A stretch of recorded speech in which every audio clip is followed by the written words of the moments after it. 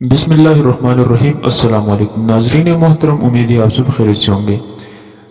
ناظرین، جیسا کہ آپ جانتے ہیں کہ رجب طیب اردوغان ترک صدر، جو کہ اس وقت پوری امت مسلمہ کے ایک مایہ ناز اور مانے ہوئے لیڈر تصور کیے جاتے ہیں، انہوں نے افغانستان کے اندر طالبان کے حوالے سے چند نکات ایک خصوصی انٹرویو میں پیش کیے ہیں، جو کہ ہر کسی کے لیے ایک قابل غور نکتہ تصور کیا جانے لگا ہے۔ ترک صدر طیب اردوغان کا کہنا ہے کہ طالبان کا رویہ ایسا نہیں ہے جو ایک مسلمان کا دوسرے کے ساتھ ہونا چاہیے۔ انہوں نے مطالبہ کیا کہ طالبان کو فوری طور پر افغانستان پر اپنا قبضہ ختم کر دینا چاہیے۔ دوسری جانب کابل میں امریکہ سمیت 16 ممالک کے سفارتی مشن نے طالبان سے کہا ہے کہ وہ افغانستان میں اپنی حالیہ جنگی کارروائیاں فوری طور پر روک دیں، جو تنازع کے مذاکرات کے ذریعے حل اور شہری آبادی کو نقصان پہنچانے کے علاوہ ان کو بے گھر کرنے کا بھی سبب بن رہی ہیں۔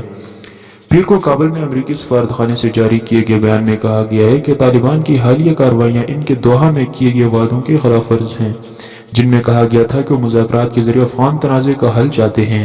طالبان کا جارحانہ رویہ دوحہ امن عمل اور ان کی جانب سے مذاکرات کی بنیاد پر ہونے والے سمجھوتے کی حمایت کے دعوے کے برعکس ہے۔ طالبان کی جارحیت کے نتیجے میں معصوم افغان شہریوں کی ہلاکتوں سمیت ٹارگٹ کلنگ، افغان شہریوں کی نقل مکانی، لوٹ مار اور ذرائع مواصلات کی بربادی جیسے واقعات پیش آئے ہیں۔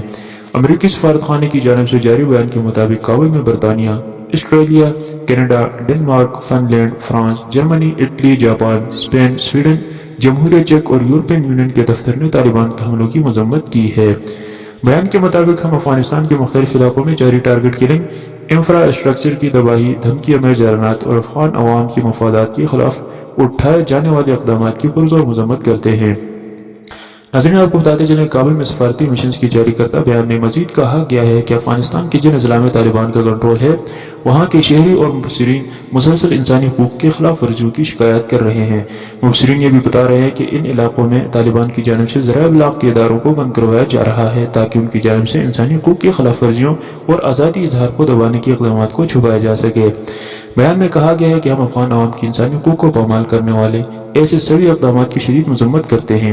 افغان عوام نے گزشتہ 20 برس میں کئی کامیابیاں حاصل کی ہیں اور ہم چاہتے ہیں کہ افغان عوام کی ترقی، انسانی حقوق اور آزادی اظہار کی پاسداری کا سفر جاری و ساری رہے۔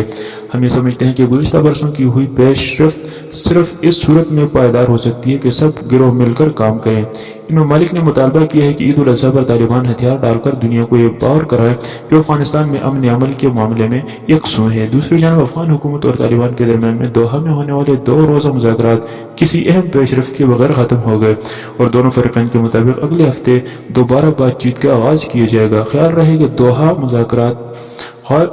مذاکرات کے دوسرے طالبان کے سپریم لیڈر ہیبت اللہ اخونزادہ نے ایک بیان جاری کیا جس میں ان کا کہنا تھا کہ اسلامی امارات ایک سیاسی حل کی حمایت کرتی ہے، باوجود اس کے کہ اس میدان میں کامیابی مل رہی ہے۔ ناظرین، مزید ایسی اپڈیٹ حاصل کرنے کے لیے ہمارے چینل کو سبسکرائب کریں۔ ملتے ہیں نیکسٹ ویڈیو میں۔ والسلام۔